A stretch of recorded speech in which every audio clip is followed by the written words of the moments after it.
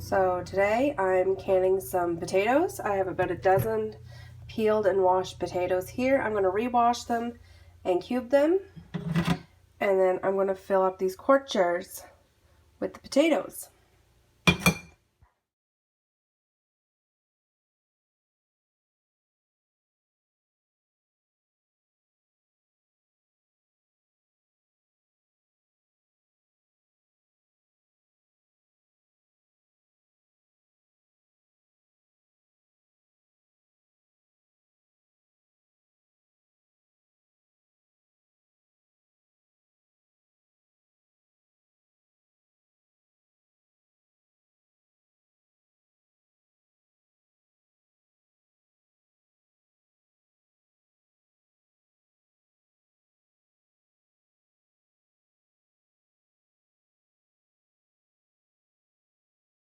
So now that the potatoes are all washed and chopped, it's time to start filling jars. So I'm going to start with my quart jars, and then I'll start to my half quarts. And I do have all my lids and rings soaking in hot water that were freshly cleaned. I'm going to start my canner, and we'll start filling jars. Now, traditionally, you would pressure can potatoes, but I'm using a water bath canner.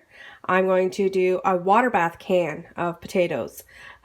This is something that in my family we traditionally would can in a water bath canner. Also, I have found some books on water bath canning. It's just a higher processing time basically, and you just add a little bit more salt to your recipe. So these are the 3 books that I use a lot for canning. This one has a lot of water bath canning recipes. This one has just a lot of hot water bath canning recipes, pressure recipes. Just gonna go through it here real quick. So hot water bath canning, the do's and don'ts. I highly recommend this book for sure, and as well as this book. And this has a ton of canning recipes. And these are all in our Amazon.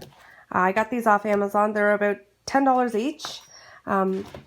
And you can find them on our Amazon wish list. Now you'll notice I'm set up for canning. I have my kettle water here. I have clean water for wiping my rings. And my salt, I have a teaspoon and a tablespoon. So the smaller jars get a teaspoon of salt, and the bigger jars get a tablespoon of salt. And we add hot kettle water to the jars.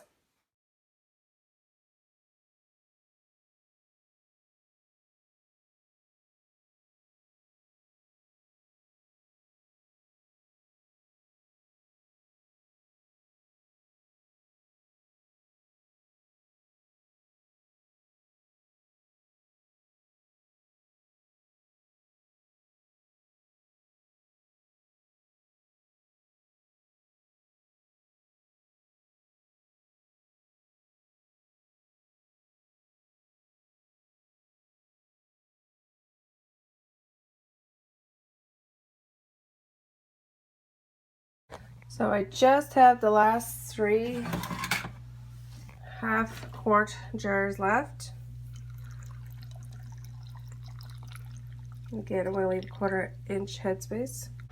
And now what I'm going to do is I have a butter knife, and I'm just going to put it in the jar and go around the jar like so. And this takes the air bubbles out. I'm going to do that to all the jars, because whether you're pressure canning or water canning, if there's trapped air in the jars, 1, it can cause it to explode, and 2, it can cause a failed seal or your product to rot. So it's always a good idea to take the air bubbles out.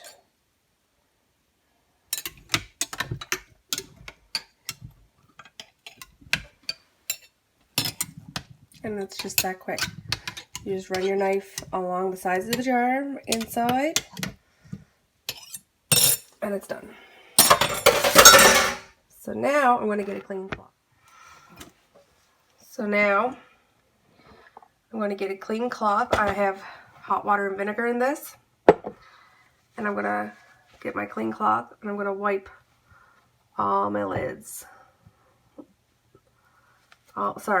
all my edges. So I get a nice fresh seal.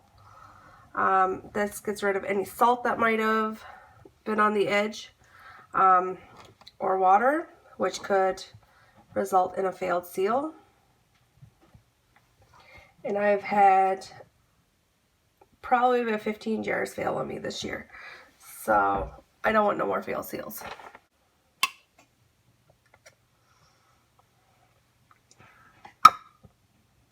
Why I put the magnet on it as I'm putting the ring on, it holds the lid down. And you only want to do these finger tight, so like that.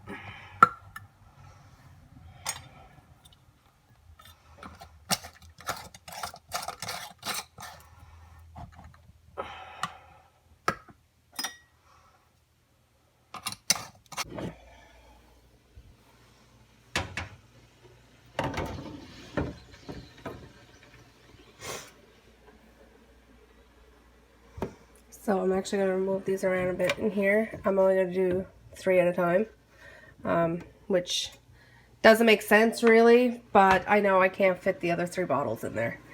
So I'm going to fill this back up. So now my canner is ready. You can already hear it starting to bubble.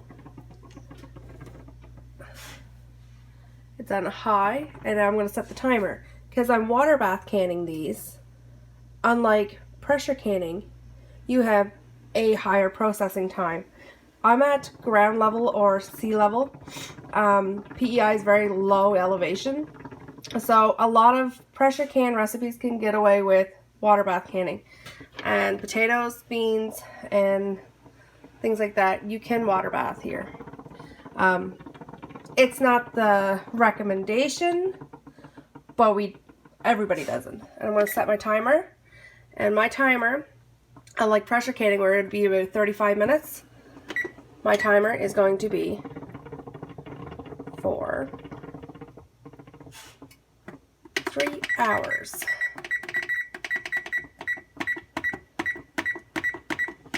So that's going to process for 3 hours in my water. So now I put the rest of the bottles away. They've sat since about 4:30 this afternoon.